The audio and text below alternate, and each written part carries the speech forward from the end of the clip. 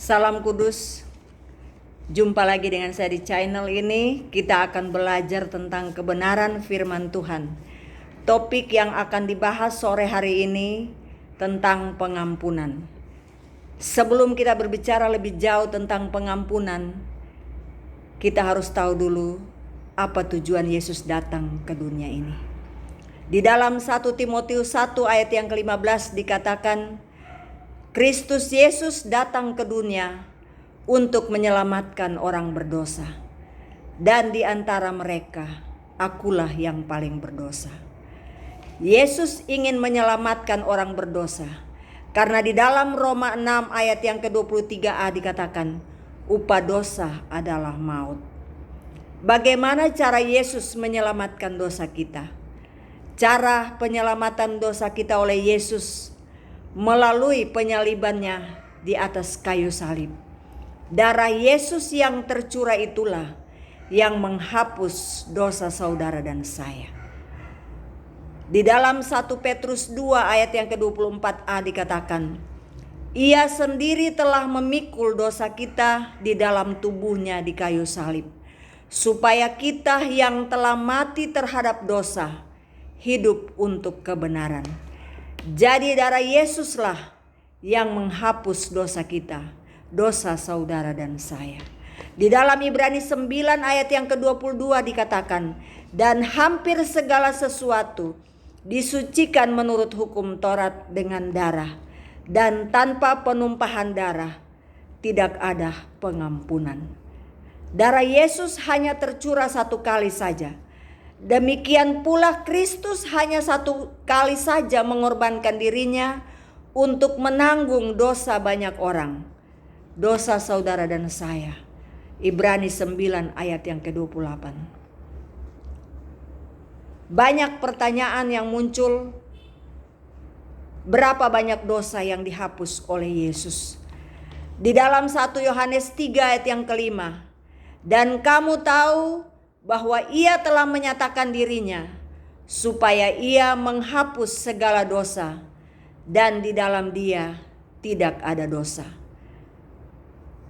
Di dalam 1 Petrus 3 ayat yang ke-18, sebab juga Kristus telah mati untuk segala dosa kita, Ia yang benar untuk orang-orang yang tidak benar, supaya Ia membawa kita kepada Allah. Ia yang telah dibunuh dalam keadaannya sebagai manusia, tetapi yang telah dibangkitkan menurut roh. Yesus telah membayar lunas hutang dosa kita. Di dalam 1 Korintus 6 ayat yang ke-20. Sebab kamu telah dibeli dan harganya telah lunas dibayar. Karena itu muliakanlah Allah dengan tubuhmu. Jadi oleh persembahan tubuh Yesus di atas kayu salib, darahnya yang tercurah itulah yang telah mengampuni kita, telah membayar lunas dosa kita di atas kayu salib. Kalau kita sudah diampuni, jangan lagi menyerahkan anggota-anggota tubuh kita kepada dosa.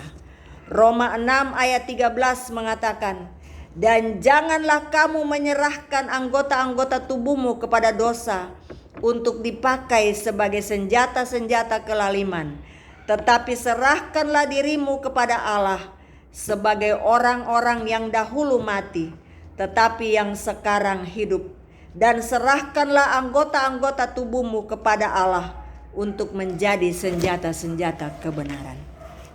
Yang dimaksudkan segala dosa adalah dosa sejak dalam kandungan sampai kita mati.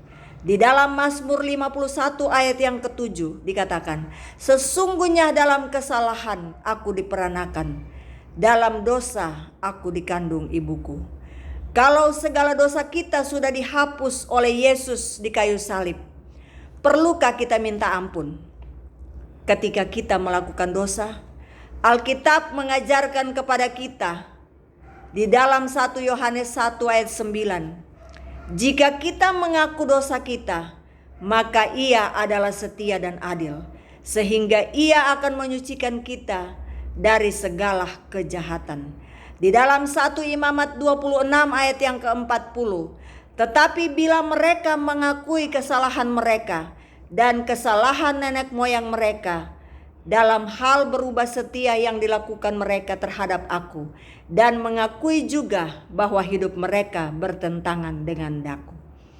Bilangan 5 ayat 6 dan 7, berbicaralah kepada orang Israel, apabila seseorang laki-laki atau perempuan melakukan sesuatu dosa terhadap sesamanya manusia, dan oleh karena itu berubah setia terhadap Tuhan, sehingga orang itu menjadi bersalah, maka haruslah ia mengakui dosa yang telah dilakukannya itu.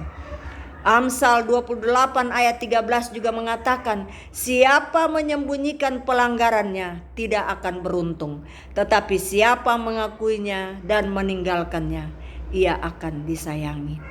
Dari beberapa ayat Alkitab di atas, maka dapat disimpulkan bahwa saat kita gagal, cukup kita datang kepada Allah dalam doa dan mengakui kegagalan kita dan meninggalkan perbuatan dosa itu. Jadi kepada Allah kita tidak perlu minta ampun. Kalau kepada sesama manusia, kita harus saling mengampuni supaya kita diampuni. Di dalam Matius 6 ayat yang ke-12. Itu berlaku sebelum Yesus disalib. Sesudah Yesus disalib, di dalam Efesus 4 ayat yang ke-32, sesama manusia harus saling mengampuni karena Allah telah mengampuni kita.